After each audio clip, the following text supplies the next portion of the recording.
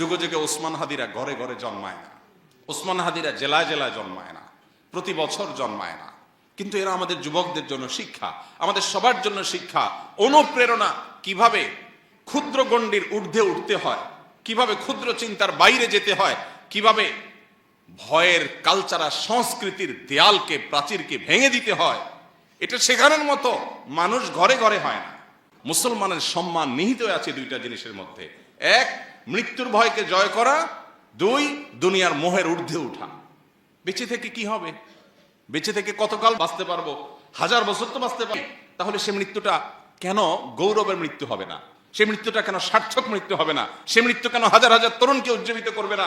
আমি মুসলিম, আমি আল্লাহর নবীর উম্মত, আমি বড় বড় সাহাবীদের অনুসারী, অতএব আমার মৃত্যু তো অন্য 10 জনের মৃত্যু মতো হতে পারে না। আমি একজন আদর্শবাদী মুসলিম হতে হয়। আমার চোখে মুখে থাকবে দুনিয়া জয় করার স্বপ্ন, আমার চোখে মুখে থাকবে অন্যায়ের বিরুদ্ধে কথা বলার স্বপ্ন।